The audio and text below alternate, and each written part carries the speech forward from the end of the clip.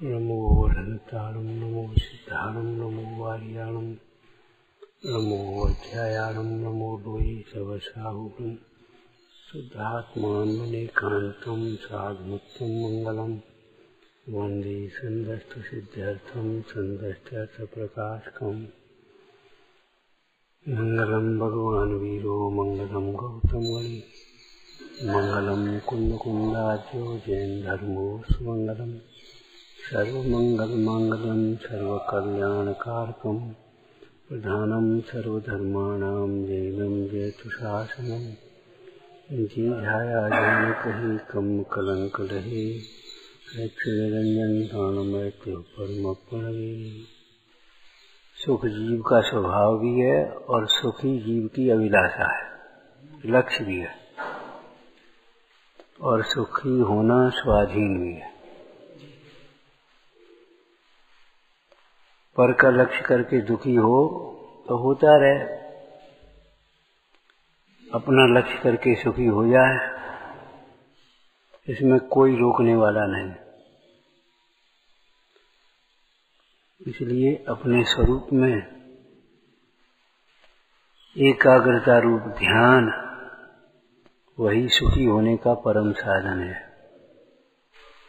उस ध्यान का साधन ज्ञानाभ्यास है।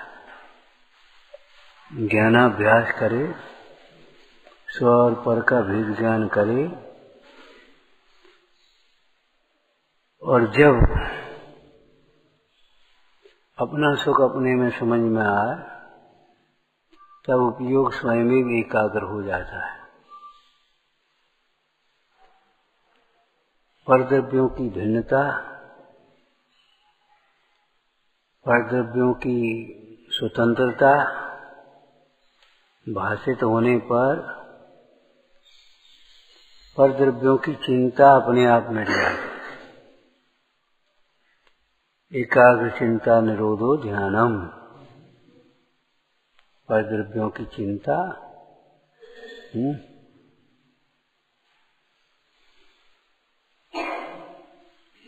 अपने आप मिट जाती है। सदैव ध्यान रखना, इस विश्व में न कुछ करने के लिए गुंजाइश है और न कुछ कहने के लिए गुंजाइश है। हम समझा देंगे, ये मान्यता बहुत विपरीत है। न समझते हुए को कोई समझाने में समर्थ नहीं है। इसलिए दूसरों को जो समझाने का बहुत भाव आता है उसको रोको। सम्यक दृष्टि जीवों को स्वरूप में लीनता न हो तब तक धर्म की प्रभावना का अथवा अपने आत्म स्वरूप को जैसे समझकर स्वयं सुख का वेदन किया है, ऐसे ही सर्वजीव अपने स्वरूप को समझें, सर्वजीव मुक्ति मार्ग में लगें, ऐसा भाव आता है। लेकिन भेद ज्ञान वर्तता है, इसलिए भाव तो आता है और वह भाव अध्यवसान की संज्ञा को प्राप्त नहीं हो पाता। वह भाव अध्यवसान की संज्ञा को प्राप्त नहीं हो पाता। उस भाव का कर्तव्य तो नहीं आता, हम कर ही देंगे। इसलिए कोई जीव समझे तो उन्हें न अभिमान आता है और न समझे तो खेद तो होता है, लेकिन वह खेद टिकता नहीं है, किम कर्तव्य विमूढ़ता नहीं होती।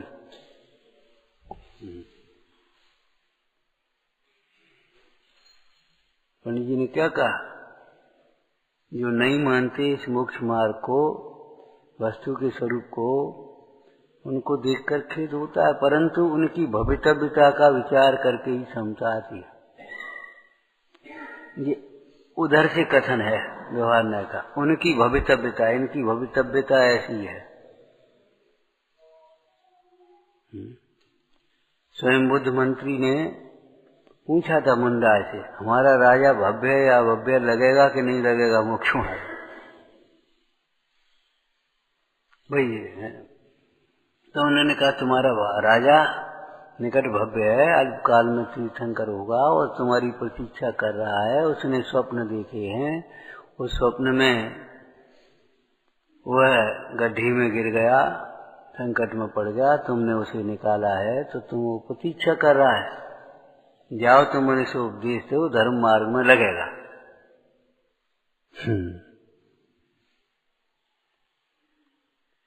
और न लगे तो उसकी भवितव्यता का विचार करना। ये पराश्रित कथन है। अपने विकल्पों की अकिंचित कर्ता का विचार करना।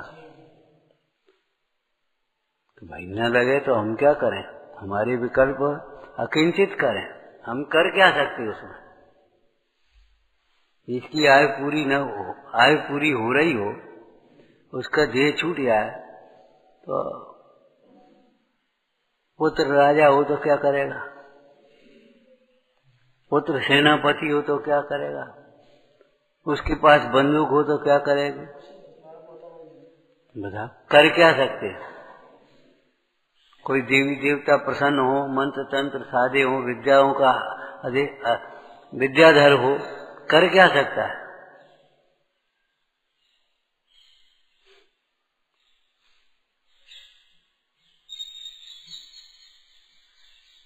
ज्ञानी जीवों को अपने विकल्पों की अकिंचित कर्ता का भली प्रकार से भाव वासन है, इसलिए ज्यादा उलझाव नहीं होता उनके जीवन में। ठीक है, कोई बात नहीं। यह संसार ऐसा स्वरूप नहीं होता संसार का, तो ज्ञानी विरक्त होकर के आत्मकल्याण में क्यों लगते बोलो, तीर्थंकर क्यों थे आगे। आपको याद है एक बार हमने कहा था, एक युवा भाई ने प्रश्न किया, पढ़ा लिखा होशियार, बोले 6 महीने 8 समय में 6 से 8 जीव मुक्त चले जाते हैं और नए पैदा तो होते नहीं, जीव की नई उत्पत्ति तो होती नहीं, निगोद से निकलते अलग बात है। तो किसी न किसी दिन संसार खत्म होगा कि नहीं होगा, खाली हो जाएगा संसार। मालूम है हमने क्या कहा, हमने कहा बिल्कुल खाली नहीं होगा जब तक तुम जैसे लोग हैं। ये और साथ में करिए, जब तक तुम जैसे लोग हैं। हमने क्यों, वो ऐसे क्यों कह रहे, हमने मोक्ष की चिंता वालों को मोक्ष नहीं होता, तुम्हें संसार की चिंता है। नहीं कभी बीमार हुए तुम, हॉस्पिटल गए, बोले साहब गए थे 2-4 बार, बीमार हो जाते, अब हॉस्पिटल ही है आजकल की। तत्व संस्कार से शून्य जीवों के लिए बस हॉस्पिटल ही है और है का। इसका समाज में कोई इंतजाम भी नहीं है, कोई सोच भी नहीं है। किसी की तबीयत खराब हो तो वो अपने संयम का पालन कैसे कर सके, वो कोई सोच भी नहीं। बस मंदिर बनाओ, मूर्ति बनाओ, प्रतिष्ठा कराओ, आयोजन करो, बस बीमार हो जाओ हॉस्पिटल चले जाओ। अरे भाई सोच भी नहीं है उसका। हाँ, हमें भी किसी समय रोग हो सकता है, बीमार हो सकती है, फिर क्या करेंगे, देखो जी बस सोच ही नहीं है, 2 मिनट आगे की सोच नहीं है। कभी ने कहा अहो आग आए जब झोपड़ी जरन लागे, कुआ के खुदाए तब कौन काज सरे। कौन हमारे संयम की सहायता रक्षा में सहायक होगा। उन संयमी जीवों की, संयम की भावना वाले जीवों की संगति करें, 2 बातें सहन करके भी नहीं, अपने मान प्रतिष्ठा भोग के मारे मोई जीवों के बीच में बस रहा हो बने। अब तो बताओ क्या करें। अरे हमसे भी लोग ऐसी अपेक्षा रखते, महाराज आप समझा दो, क्या समझा दो, तो भी दवाई ले लें।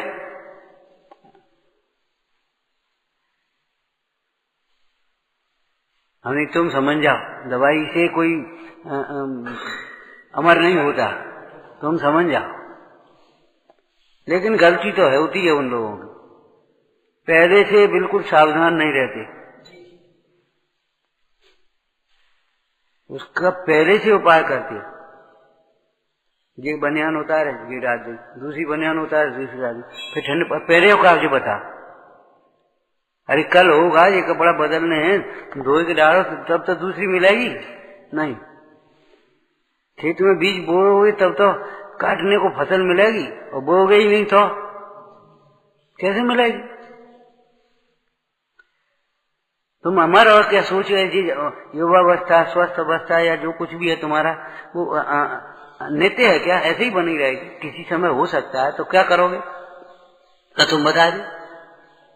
ये पागलपन छा गया, पागलपन, नशा है ज्ञान का मद। बैठे ज्यादा आलसी होता था, उस लड़के से माँ यही कहती, भैया तू अपना ही कर ले, तू हमारा रहने दे।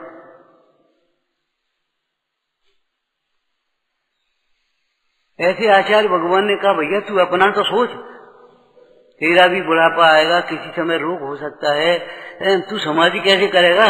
तू अपने संयम की रक्षा कैसे करेगा? देखी जाएगी, देखी क्या जाएगी, कुमरण होगा, तेरे सारे नियम संयम टूटेंगे अगर संयम की संगति नहीं करेगा और दूसरों के संयम की रक्षा में सहायक नहीं होगा। जो साधु समाधि में सहायक होते हैं वे ही समाधि कर पाते हैं। जो दूसरे की समाधि में सहायक नहीं होते वे स्वयं समाधि कैसे कर पाएंगे?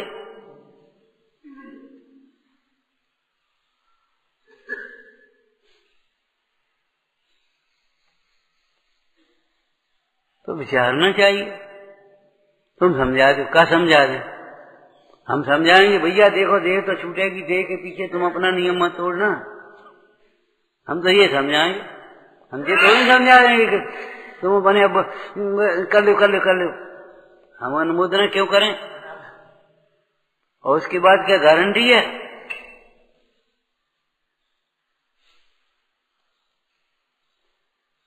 लेकिन ये बात जरूर है, जब तुम ऊपर बनाना है 6 मंजिल तो नीचे से अभी से सोच करके चलना पड़ेगा।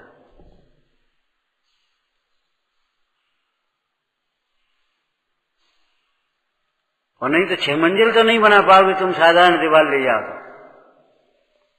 उसके पिलर बनाने पड़ेंगे। देखी जाएगी, अरे देखी जाएगी क्या क्रैक आती है, अब वो क्रैक आएगी, गिर पड़ेगी, देखी जाएगी, देखी क्या जाएगी? जो वस्तु का स्वरूप है वो अन्यथा नहीं होता। देवशास्त्र गुरु की न मानने वाले जीव का कभी भला नहीं होता। पंचम काल में एक ये भी वार्ग लिखा, एक ये भी बात लिखी है कि जवानी में धर्म धारण करेंगे, बछड़े रथ जोतेंगे थोड़े थोड़े, और बुढ़ापे में शिथिल होंगे, कितने ही भ्रष्ट होंगे धर्म मार्ग से। तो क्यों? उसका कारण ये है, नया नया जोश, नई यही बात, तो अपने जे कर लो जे कर लो जे कर लो हैं। अब बुढ़ापा हुआ तो शरीर शिथिल, परिणाम शिथिल, सहन शक्ति कमजोर। अब दूसरा सेवा करे तो करने की किसी को गरज नहीं है, बस आके बैठ जाओ बस अपने आराम से। और बस पूजा करी थी हमने, तुम्हारी एक भाई बोले, अभी हम मिलने गए तो बोले पंडित वो लड़का बहुत अच्छा, हमने कहा अरे उसने ऐसी सेवा करी बीमारी में पिताजी की, फिर हमारा मन नहीं माना, शाम को मुझको बुलाया, हमने बेटा बहुत अच्छा काम किया तुमने।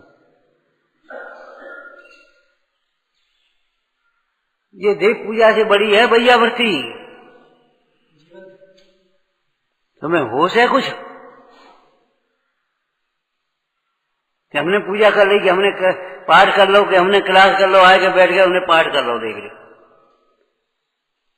पाठ नहीं कर पाते और सेवा करते तो ये ज्यादा बड़ी पुण्य का काम था, तुम्हारे कल्याण का मार्ग था। क्यों? वही रोज रटो, हमें भैया व्रती करना चाहिए, हमें सेवा करना चाहिए, और बस करो कबो नहीं। तो इस तोता रटन से क्या सिद्धि होगी ये तो बताओ। तो हमने विचार जब पढ़ा कि बुढ़ापे में जब लोग शिथिल होंगे और धर्म से भ्रष्ट भी होंगे कितने ही लोग, तो उसका कारण क्या? तो हमने विचार किया ये शुष्क ज्ञान और शुष्क क्रियाएं, वे हम क्रियाएं पढ़ के अब हमें चल गए, हमें का मतलब, हमें का उससे कोई मतलब नहीं, हमारा मन है जो, हमें कोई मतलब नहीं, हमें तो अपनी पूजा कर रहे, अपना काम कर रहे, अपनी पूजा, अपना स्वाध्याय, शास्त्र पढ़ने का नाम स्वाध्याय मान लिया, बस पढ़ ले।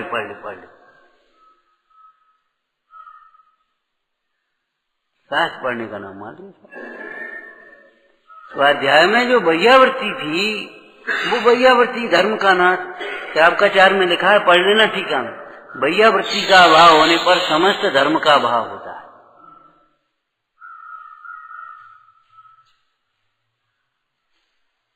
इसलिए वैयावृत्ति को तप कहा।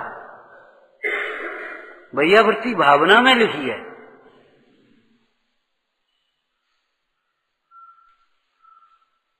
ये नौकर चाकरों की चीजें नहीं है। नौकर चाकरों की ने नौकर लगा दिया। अरे भाई, नौकर की जरूरत पड़े तो नौकर भी लगाएंगे, वो कोई बात नहीं है, लेकिन नौकर के भरोसे की काम नहीं है ये।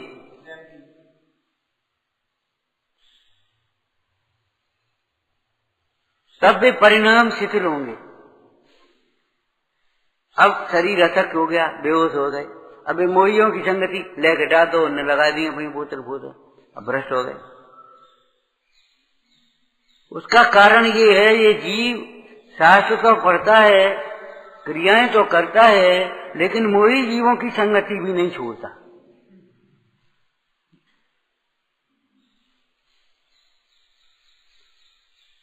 उस अपनी कथाएं के कारण मोही जीवों की। अब मोही जीव कैसे समाधि करा पाएंगे? बहुत मुश्किल पड़ेगा।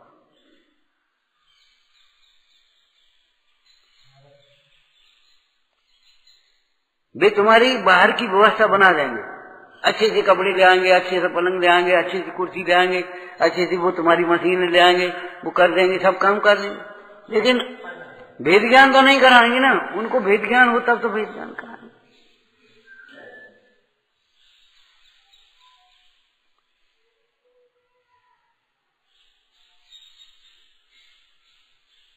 अब क्या करें? उसकी तो असर के नहीं है।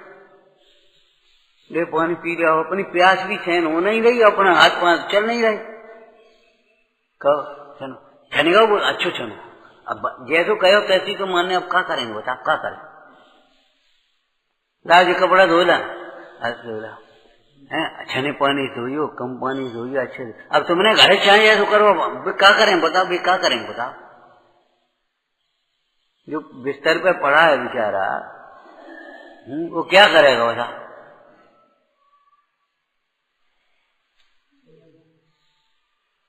संयम की साधना करना, कराना, अनुमोदना करना, ये है सब परस्पर में।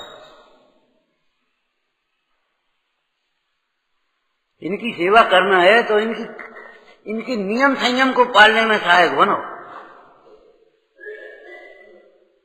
इनकी विधि के अनुसार इनको भोजन कराओ, इनकी विधि के अनुसार, नियम के अनुसार इनको औषधि दो, इनकी विधि के अनुसार इनकी कपड़ा दो, इनकी विधि के अनुसार इनकी आसन लगाओ, तब वो वैयावृत्ति है। और नहीं तो वैयावृत्ति नहीं। इसीलिए कहा अविवेक से और अभिमान से सेवा नहीं होती, उपसर्ग होते हैं। उनका चित्त दुखित होता है। क्यों दुखित होता है? बोलो एक उत्तर देना अंतिम, बस अब नहीं पढ़ पाएंगे। अगले बता ही नहीं पा रहे। अरे उन धर्मात्मा जीवों को शरीर प्यारा नहीं है, उनको प्यारा है अपना धर्म। तुम्हें शरीर प्यारा है तो अच्छो खावे मिलेगा तो बहुत बढ़िया हो गए, नहीं 10 वर्ष कम हो नहीं, अब ठीक है जो बोली बहुत बढ़िया है। उन संयमी ज्ञानी धर्मात्माओं को अपना आत्मा प्यारा है, अपना धर्म प्यारा है। अगर धर्म जैसे शीलवती स्त्री को अपना शील प्यारा है, जो शील की रक्षा करने में सहायक है, हनुमान उसका भामंडल के समान भाई, विभीषण उसका पिता के समान, लेकिन रावण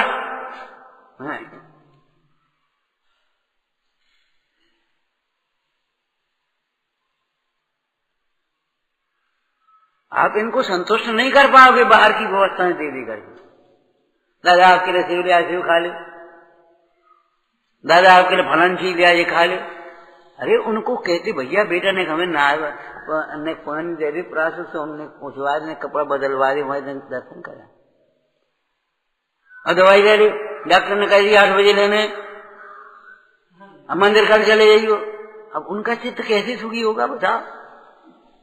उनके धर्मी जीवों को सम्वेग नाम का गुण होता है। सम्वेग माने धर्म और धर्म के फल में अनुराग होता है। इस प्रसंग में पढ़ लेना श्रावकाचार्य में, क्या मोही जीवों का अनुराग तो शरीर में, शरीर के संबंधी स्त्री पुत्र कुटुम्बादों में, भोगों में और भोग के साधनों में होता है।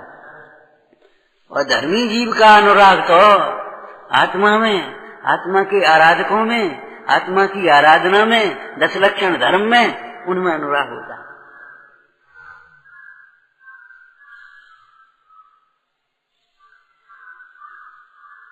इसलिए ये लाइन लिखी है, बने जहां तक उनकी सेवा करके अमन सुख पावे। हम उन गुरुओं के भक्त हैं जो स्वयं उपवास करते हैं और उनको उनकी समाधि में सहायक होते हैं। आहार कराएंगे तो स्वयं उपवास करेंगे, उनकी परिचर्या करवाते। अब हमें नींद आ रही है, अब वहां सोने को टाइम हो, अब वहां पूजा को टाइम हो, अब वहां स्वाध्याय को टाइम हो। रूढ़ी की क्रियाओं से धर्म नहीं पा पाओगे भैया। हमारा सारा समय धर्म आराधना का है। हमारा सारा समय जो जहां मुख्य पड़ जाए व्यवहार में उसके लिए। उस दिन अपने आए करने, हमने सेवा ऐसा नहीं हो। बीमार हुए हम तो उस लड़के ने एक टाइम भोजन किया 1 महीने, शाम को यही नेका पानी वानी ले ली। अब सब चाहे बने हम रोटी खाया, हम अपने खाए घंटा, अब तो बताओ का सेवा, ऐसे सेवा नहीं कर पाओगे, जिंदगी में नहीं कर पाओगे।